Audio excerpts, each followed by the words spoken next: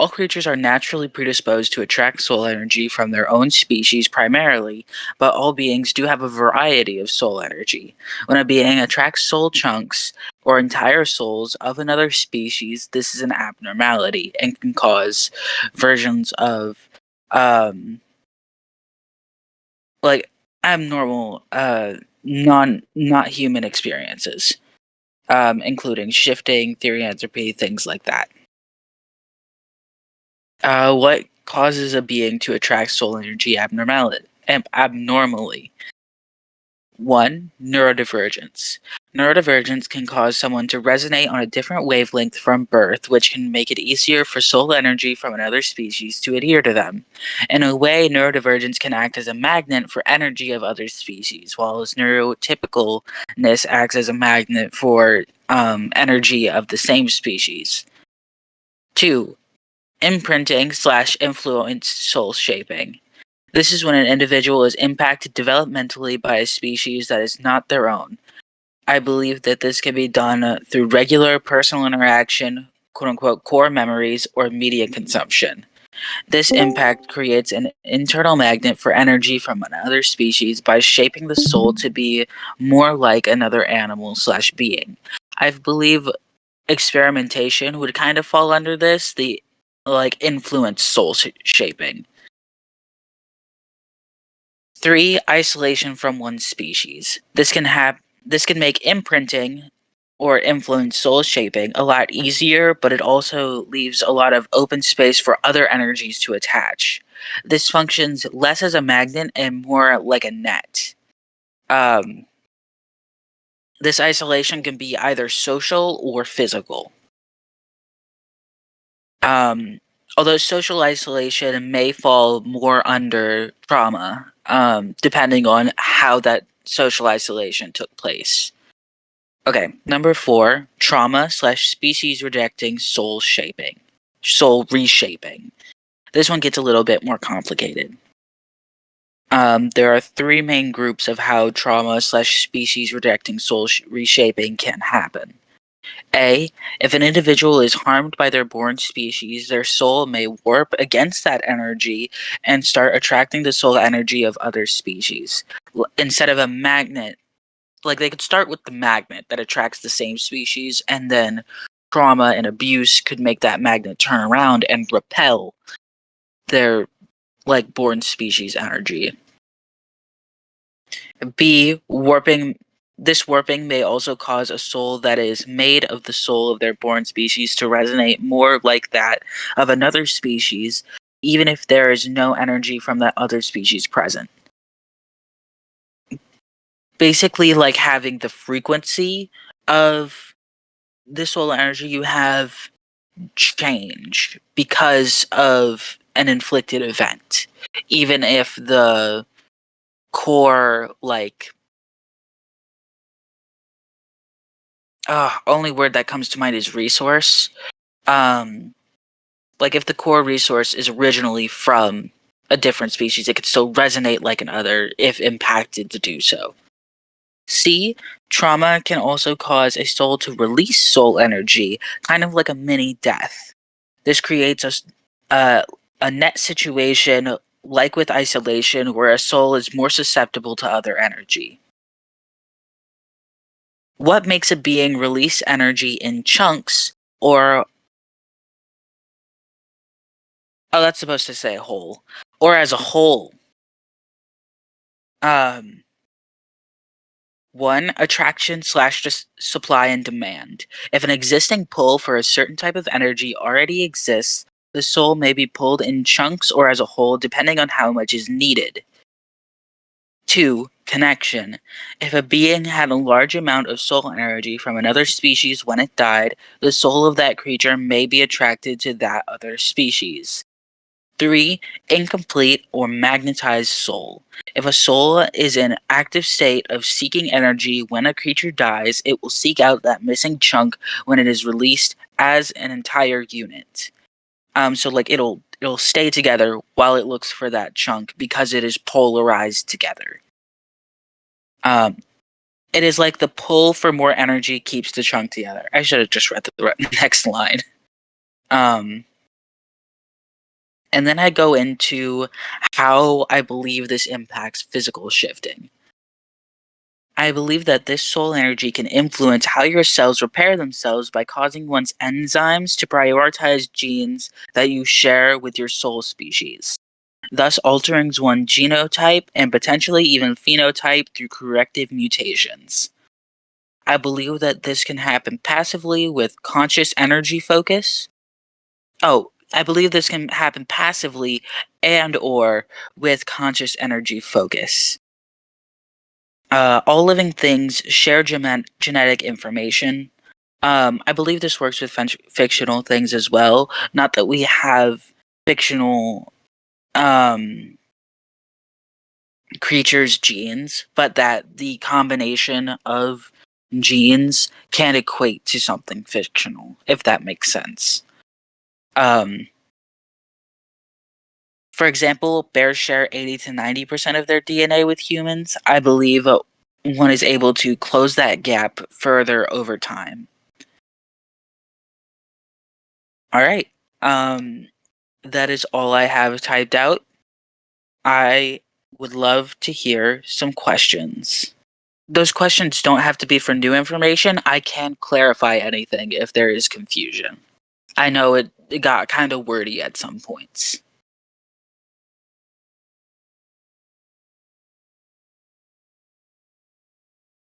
Oh, since we have a vampire in the chat, my girlfriend, when I expressed my theory to her, her immediate question was, "Okay, how would a vampire work?" Since they're constantly taking in soul energy, essentially, whether it be through blood or other means, even a psychic vampire is taking in that energy. That's what a vampire does, as far as I'm aware. I'm not wholly educated on all variations of vampirism, but the way I imagine a vampire would work is there is constantly that chunk missing, I guess. So it almost acts as a constant attraction, a constant need to feed, um, so that that hole can be filled. Sometimes that lasts for a longer period of time, sometimes shorter. I feel like different, um, like if a psychic vampire tried to get fed through blood, that type of soul energy might not last as long as a psychic variation because of the type of vampire they are. I also believe that different species and gaining energy from a certain species that resonates with that vampire may also last longer. I do believe it varies from individual to individual. I would love to talk to more vampires, and I feel like my girlfriend would be ecstatic to find that information.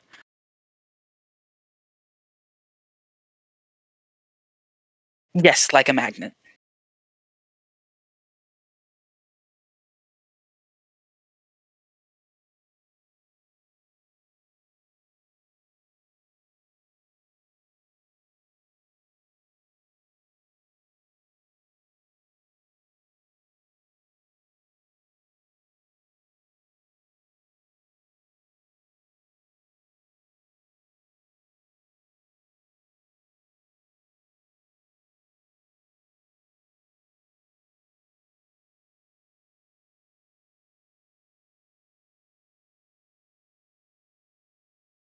Just trying to fill the silence for the video. There are some people typing questions. Okay.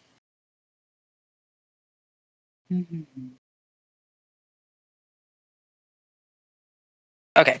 So from the vampire in chat. Well, yeah, if we're following the theory, I believe for me that the soul energy would be converted into Eros. Does that make sense? Yes, that does make sense. I feel like Eros would be a specific kind of soul energy, like a certain frequency for it to hit.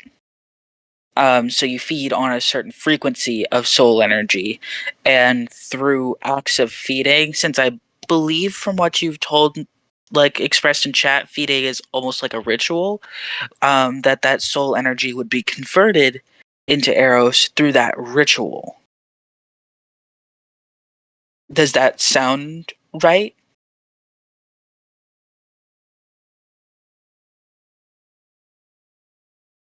I believe. Okay, sorry, I'm going to read the question. Wouldn't the amount of soul energy in the body pool over time, leading to more distortion of the self as you age?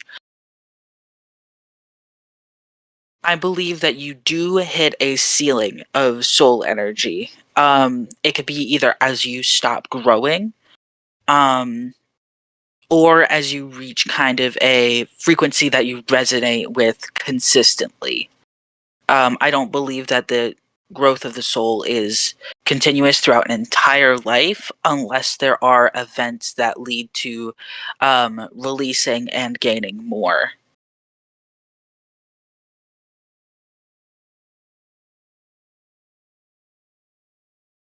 There are probably individuals that are more prone to gathering throughout their entire lives. Shapeshifters may be that kind of individual, honestly. That would make sense to me. Um, but it's a highly individualistic thing. I don't believe that would be the only thing that causes shapeshifting, but it would be interesting to meet an individual that has a soul that functions like that, especially in old age.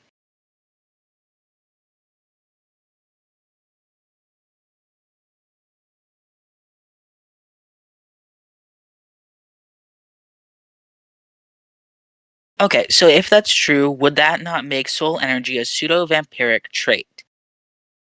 Vampirism is when you're in a constant state of releasing at least part of that soul energy, which means you are also in a constant state of seeking out. So while as individuals can release and seek out, I don't think it is inherently vampiric unless it reaches a more constant state. Does that make sense? Sweet.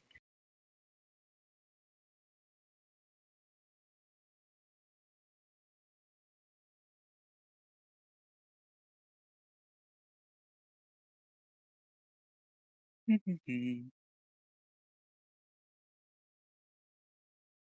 having so much fun with this. I hope y'all are having a bit of fun too. Weird question. It was actually so fun to answer all of those questions. It felt like I was in my original source. Okay. Uh, weird question, but a few of my alters want to ask: could the accumulation of soul energy also result in plurality? Um, I have a theory for specifically traumagenic plurality, to where when you're born and when you're in the initial stages of development, um, you form kind of a core soul, a core frequency that the rest of your frequency builds off of. Like I believe mine was bear oriented. Um, but if you experience a lot of that childhood trauma, it doesn't form that core soul, kind of like the theory around ego states as a whole, but transferred over to a soul theory. Um, I believe some minds are just kind of more wired toward plurality. Um, so different aspects of the mind, depending on how they resonate, would just associate themselves with different parts of the soul more. But I don't know if that means that the soul itself would be fragmented, or if different states of the mind, different alters would resonate with different parts of the soul more. I think it would be up to the individual to really introspect and figure out whether they feel their soul is fragmented. Um, yeah.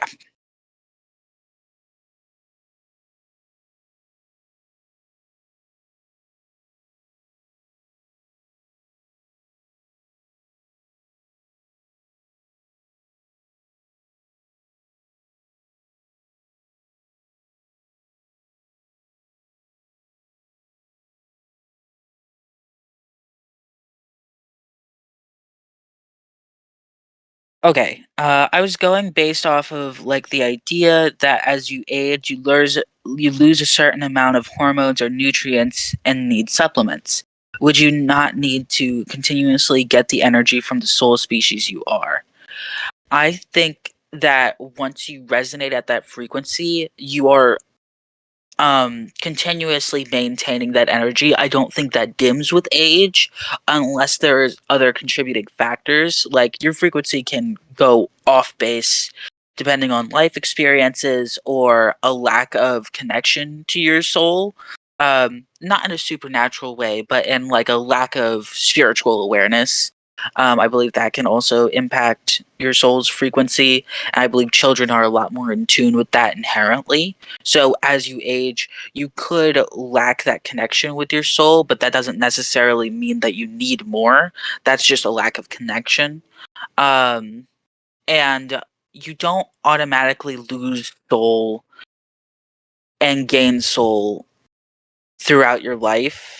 That is contingent on life experiences.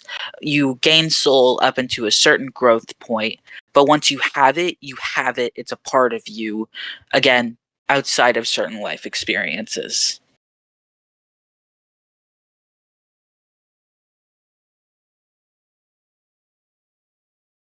Okay, we had an altar who appeared and almost immediately disappeared in a few days, never to be seen again. So I was curious if it could be a soul anomaly. That could be kind of similar to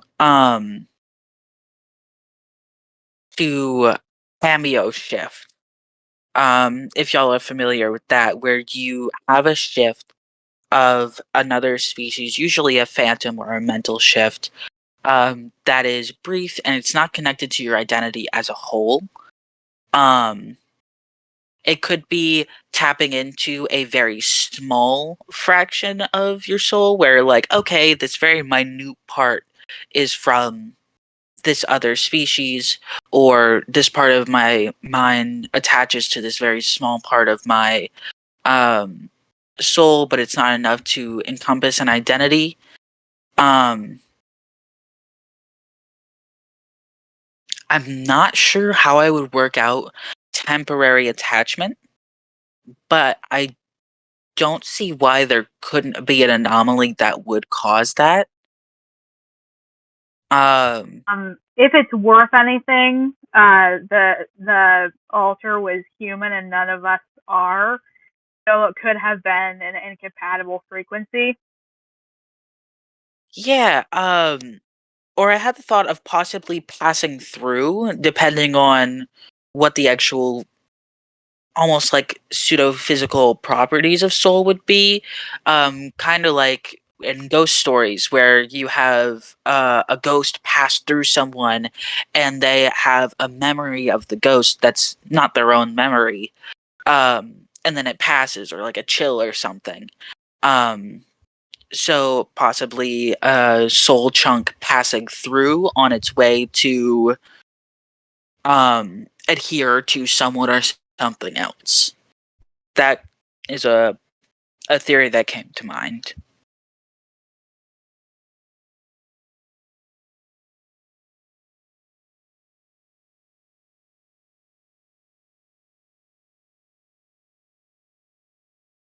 Any other questions?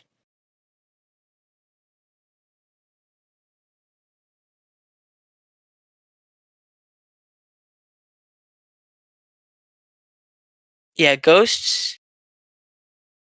I would explain ghosts as soul chunks or whole souls passing from one position to adhere to another. Um, yeah.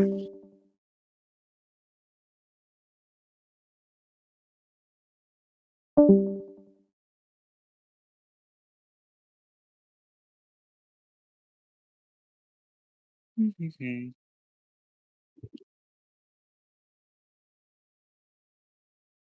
All right, it looks like we're wrapping up. I hope everybody had a nice time. Hope everybody, uh, uh, yeah, had a nice time. Bye bye.